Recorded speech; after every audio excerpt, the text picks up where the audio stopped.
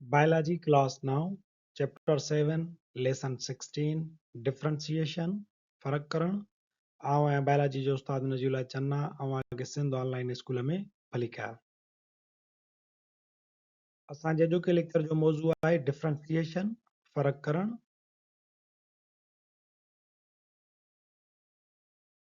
अॼोके video lecture में असां एक्सरसाइज नंबर 4 पढ़ंदासीं, जंहिंमें मुख़्तलिफ़ प्रोसेस ॾिनल आहिनि, उन्हनि जे विच में टेब्यूलेटेड फॉर्म में असां फ़र्क़ु कंदासीं। नंबर पहिरियों जोड़ो आहे रेस्पायरेशन एंड फोटोसिंथेसिस।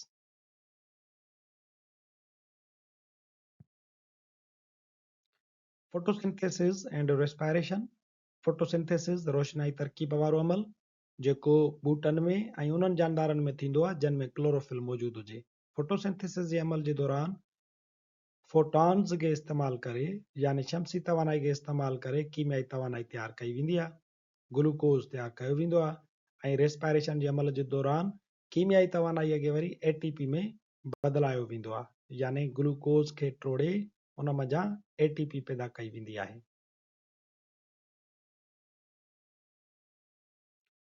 नंबर पहिरियों फ़र्क़ु आहे photosynthesis the process where light energy is converted in chemical energy. Photosynthesis जे अमल में शमसी तवानाई कीमियाई तवानाई में बदिलजी वेंदी आहे। बूटा छा कंदा आहिनि, शमसी तवानाई खे खणंदा आहिनि ऐं उन शमसी तवानाईअ खे फ्रूटनि जे अंदरि, अनाज जे अंदरि या सब्जियुनि जे अंदरि कीमियाई तवानाई में बदिलाए महफ़ूज़ कंदा आहिनि। Respiration is the process where chemical energy is converted into energy of ATP. साह खणण जे अमल में कीमियाई तवानाई एटीपी वारी तवानाई में बदिलजी वेंदी आहे। मिसाल जे तौर ते जानवर या ॿिया जेकी जानदार थियनि था, उहे जॾहिं खाधो वापराईंदा आहिनि त उन में ग्लूकोज़ हूंदो आहे, ग्लूकोज़ जे अंदरि हूंदी आहे कीमियाई तवानाई। ग्लूकोज़ ऑक्सीजन सां कीमियाई अमल कंदो या बग़ैर ऑक्सीजन जे टुटंदो त उन मज़ा एटीपी हासिल थींदी आहे। इन अमल खे असां चऊं था रेस्पायरेशन। ॿियो फ़र्क़ु इहा आहे त photosynthesis occurs only in chlorophyll containing organisms. Photosynthesis वारो अमल सिर्फ़ु उन्हनि जानदारनि में थींदो जिन में क्लोरोफिल यानी साओ मादो मौजूदु हुजे। ॿूटनि में साओ मादो आहे, तंहिंजे करे फोटोसिंथेसिस कंदा आहिनि। साइनोबैक्टीरिया में फोटोसिंथेसिस थींदी आहे छो त उन्हनि जे अंदरि क्लोरोफिल हूंदो आहे। रेस्पायरेशन वारो अमल वरी it occurs in all organisms. Respiration वारो अमल सभिनी जानदारनि में थींदो आहे छो त तवानाईअ जी ज़रूरत हर जानदार खे हूंदी आहे, हर जीव घरड़े खे हूंदी आहे। तंहिंजे करे रेस्पायरेशन जो अमल हर जानदार जे ज़िंदा रहण जे लाइ ज़रूरी हूंदो आहे।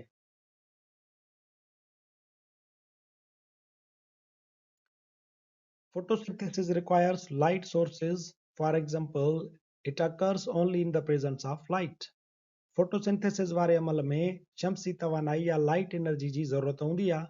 इन जे करे असां चवंदा आहियूं त फोटोसिंथेसिस वारो अमल लाइट जी मौजूदगी में थींदो, यानी ॾींहं जे वक़्तु थींदो आहे। पर रेस्पायरेशन वारो अमल it does not requires light source, so occurs through out the life. Respiration वारे अमल में तवानाई, शमसी तवानाई या लाइट एनर्जी जी ज़रूरत कोन्हे का। इन जे करे पूरी ज़िंदगी, ॾींहुं हुजे या राति हुजे, रोशनी मौजूदु हुजे या न हुजे, रेस्पायरेशन जो अमल थींदो रहंदो। Photosynthesis occurs in chloroplast. Photosynthesis वारो अमल ॿूटनि जे जीव घर जे अंदरि हिकिड़ो ऑर्गेनेल थिए थो क्लोरोप्लास्ट, उन में थींदो आहे। जॾहिं त रेस्पायरेशन वारो अमल वरी माइट्रोकॉन्ड्रिया में थींदो आहे। माइट्रोकॉन्ड्रिया में छा थींदो आहे, तवानाई पैदा थींदी आहे, ग्लूकोज़ टुटंदो आहे। इन जे करे माइट्रोकॉन्ड्रिया खे असां चवंदा आहियूं पावर हाउस।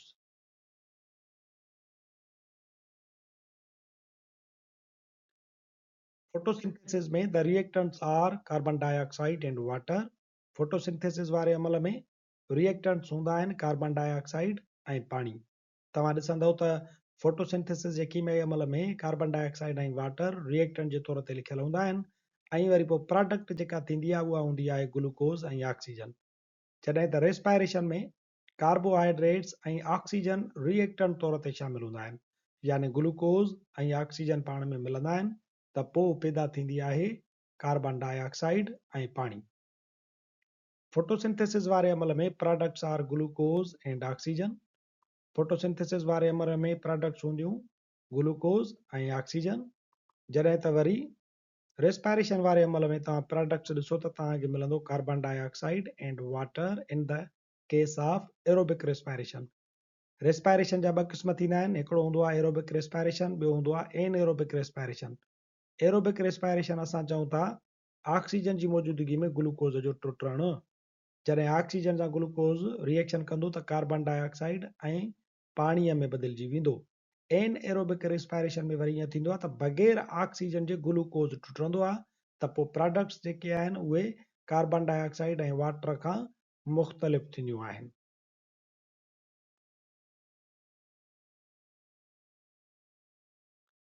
सवाल नंबर ॿियो आहे लाइट रिएक्शन ऐं डार्क रिएक्शन जे विच में फ़र्क़ु कयो। Light reaction it is the first phase of photosynthesis. Light reaction रोशनाई तरकीब वारे अमल जो पहिरियों मरहलो हूंदो आहे, जॾहिं त डार्क रिएक्शन सेकेंड फेज़ थींदो आहे। Light reaction takes place in grana. Chloroplast जे अंदरि थाइलेकाइड डिस्क्स थींदियूं आहिनि, उन्हनि जी तहदार बनावट खे असां ग्रेना चवंदा आहियूं। इन ग्रेना जे मथां क्लोरोफिल जा ज़रा मौजूदु हूंदा आहिनि, उन्हनि मंझि लाइट रिएक्शन थींदो आहे। पर डार्क रिएक्शन थींदो आहे स्ट्रोमा में। क्लोरोप्लास्ट जे अंदरि ग्रेना ऐं थाइलेकाइड्स जे चौधारी हिकिड़ो जेरी लाइक सब्सटेंस थींदो आहे, जंहिंखे स्ट्रोमा जो नालो ॾिनो वियो आहे। इन स्ट्रोमा जे अंदरि एंजाइम्स वग़ैरह मौजूदु हूंदा आहिनि जेकी डार्क रिएक्शन खे प्रोसीड कंदा आहिनि। Light reaction is photochemical phase. Light reaction खे असां फोटोकेमिकल फेज़ चऊं था। फोटो इन जे लाइ छो त हिन में लाइट जी ज़रूरत पवंदी आहे, ऐं केमिकल फेज़ इन लाइ छो त हिन में कीमियाई अमल थींदो आहे। डार्क रिएक्शन खे असां चऊं था बायोकेमिकल फेज़। बायो इन जे लाइ था चऊं छो त इहो अंदरि एंजाइम्स जी मदद सां कीमियाई रिएक्शन थींदो आहे, तंहिंजे करे हिनखे असां चऊं था बायोकेमिकल फेज़। लाइट रिएक्शन में फोटोलाइसिस ऑफ वाटर थींदी आहे ऐं ऑक्सीजन रिलीज़ थींदी आहे। पाणी जी फोटोलाइसिस जो मतिलबु आहे त लाइट जी मदद सां पाणीअ जो टुटणु। फोटो यानी लाइट या फोटॉन्स, लाइसिस माना टुटणु, रोशनी जी मदद सां पाणीअ जो टुटणु। जीअं पाणी टुटंदो त ऑक्सीजन रिलीज़ थींदी। डार्क रिएक्शन में वरी फोटोलाइसिस ऑफ वाटर कोन थींदी आहे, ऑक्सीजन बि पैदा कोन थींदी आहे। डार्क रिएक्शन में थींदी आहे फिक्सेशन ऑफ कार्बन डाइऑक्साइड, तंहिंजे करे हिन में कार्बन डाइऑक्साइड कंज्यूम थींदी आहे। एंड प्रोडक्ट्स लाइट रिएक्शन में असांखे मिलंदियूं एटीपी ऐं NDPH2, जॾहिं त डार्क रिएक्शन में असांखे एंड प्रोडक्ट्स मिलंदियूं आहिनि ADP, NADP ऐं ग्लूकोज़।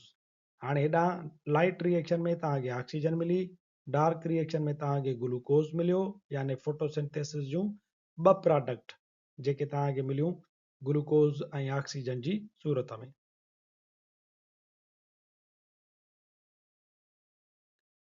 सवाल नंबर ॿियो हुयो लाइट रिएक्शन ऐं डार्क रिएक्शन में फ़र्क़ु।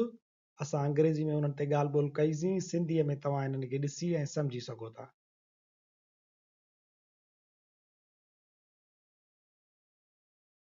सवाल नंबर टियों आहे एनएरोबिक रेस्पायरेशन ऐं एरोबिक रेस्पायरेशन में फ़र्क़ु। एरोबिक रेस्पायरेशन ऐं एनएरोबिक रेस्पायरेशन जा ॿ क़िस्म आहिनि।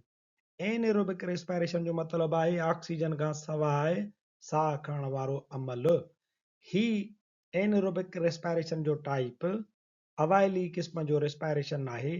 जॾहिं धरतीअ ते ऑक्सीजन मौजूदु न हुई तॾहिं कुझु जानदार एनएरोबिकली रेस्पायर कंदा हुया। ऐं एरोबिक रेस्पायरेशन जो मतिलबु आहे ऑक्सीजन जी मौजूदगी में साह खणण वारो अमल। इन्हनि में कुझु फ़र्क़ु थियनि था जिन खे असां हेठि बयानु कयूं था। Aerobic respiration is breakdown of food in presence of oxygen. Aerobic respiration में छा थींदो आहे त ऑक्सीजन जी मौजूदगी में खाधे जी भञ-ड्राह थींदी। माइट्रोकॉन्ड्रिया जे अंदरि ग्लूकोज़ वेंदो, ग्लूकोज़ खाधो आहे, उन सां ऑक्सीजन मिलंदी, त इहो असां चवंदासीं एरोबिक रेस्पायरेशन थिए थी। एनएरोबिक रेस्पायरेशन वरी without oxygen breakdown of food. Oxygen खां सवाइ खाधे जी भञ-ड्राह थींदी आहे। ग्लूकोज़ ऑक्सीजन खां सवाइ ॿियनि प्रोडक्ट्स में टुटंदो आहे। एरोबिक रेस्पायरेशन में छा थींदो, कंप्लीट ब्रेकडाउन थींदी कंहिंजी, ग्लूकोज़ जी। ग्लूकोज़ जॾहिं ऑक्सीजन सां मिलंदो त कार्बन डाइऑक्साइड ऐं H2O में बदिलजी वेंदो, यानी छा थियो त हिकिड़ो नामियाती मादो ग्लूकोज़ गैर नामियाती मादनि में तब्दील थी वियो, यानी हुनजी कंप्लीट ब्रेकडाउन थी वई। पर एनएरोबिक रेस्पायरेशन में छा थींदो, त ग्लूकोज़ जी इनकम्पलीट ब्रेकडाउन थींदी आहे। ग्लूकोज़ बग़ैर ऑक्सीजन जे जो टुटंदो त इनऑर्गेनिक सब्सटेंसिस में न टुटंदो, छा थींदो त इहो ग्लूकोज़ पाण सादो थी करे वरी कंहिं ॿिए ऑर्गेनिक कंपाउंड में टुटी वेंदो, तंहिंजे करे इहो इनकम्पलीट ब्रेकडाउन थींदी आहे glucose ji. 36 ATP molecules are produced during aerobic respiration. 36 ATP molecule ATP respiration जे दौरान पैदा थींदा आहिनि। जेकॾहिं सिर्फ़ु हिकिड़ो ग्लूकोज़ जो मॉलिक्यूल टुटे, हिकिड़ो ग्लूकोज़ जो मोल टुटंदो त 36 ATP मॉलिक्यूल पैदा थींदा। छो त ग्लूकोज़ जी कंप्लीट ब्रेकडाउन थी वई, तंहिंजे करे घणे में घणी तवानाई थी पैदा थिए। पर एनएरोबिक रेस्पायरेशन जे दौरान सिर्फ़ु 2 मॉलिक्यूल ग्लूकोज़ जा पैदा थींदा। छाजे लाइ? छो त ग्लूकोज़ अञा मुकमल तौर ते टुटो ई कोन्हे को। मिसाल जे तौर ते ग्लाइकोलाइसिस में तव्हां पढ़ियो हुयो त ग्लूकोज़ पायरुविक एसिड में तब्दील थी वियो, टुटी वियो बग़ैर ऑक्सीजन जे, त 2 ATP जा मॉलिक्यूल पैदा थिया हुया। एरोबिक रेस्पायरेशन में तव्हांखे एंड प्रोडक्ट मिलंदा नामियाती सादा मुरकिब जीअं कार्बन डाइऑक्साइड ऐं H2O। पर एनएरोबिक रेस्पायरेशन में तव्हांखे लैक्टिक एसिड मिली सघे थो जॾहिं एसिडिक फर्मेंटेशन थिए जानवरनि जे अंदरि, ऐं वरी अल्कोहल ऐं कार्बन डाइऑक्साइड एंड प्रोडक्ट तौर ते मिलंदी जॾहिं ॿूटनि जे अंदरि फर्मेंटेशन थिए, एनएरोबिक रेस्पायरेशन थिए, जंहिंखे चइबो आहे alcoholic fermentation. Aerobic respiration except glycolysis takes place in mitochondria. Aerobic respiration glycolysis खां सवाइ बाक़ी जेको ॿियो अमल आहे उहो माइटोकॉन्ड्रिया में थींदो आहे। बाक़ी ग्लाइकोलाइसिस जो अमल किथे थींदो आहे? उहो थींदो आहे साइटोसोल में। एरोबिक रेस्पायरेशन जूं 3 स्टेजिस थींदियूं आहिनि। नंबर पहिरीं ग्लाइकोलाइसिस जेका थींदी साइटोसोल में। नंबर ॿी जेका आहे उहा आहे क्रेब्स साइकिल जेका अंदरि मैट्रिक्स में थींदी माइटोकॉन्ड्रिया में। ऐं नंबर 3 जेका आहे उहा आहे असांजी इलेक्ट्रॉन ट्रांसपोर्ट चेन, उहा पिणु अंदरि वञी करे माइटोकॉन्ड्रिया जे क्रिस्टई तह ते थींदी आहे। एनएरोबिक रेस्पायरेशन पूरी जो पूरी साइटोप्लाज़म में थींदी आहे।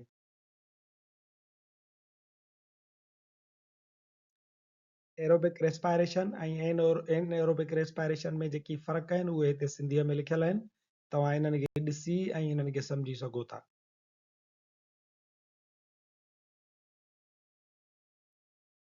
असांजी अॼोकी exercise number 4, distinguish between the following in tabulated form. हे त पुॼाणीअ ते पहुचे थो। वरी हाज़ुर थींदासीं नए लेक्चर सां गॾु। तेसीं ताईं ॾिसंदा रहो सिंध ऑनलाइन स्कूल।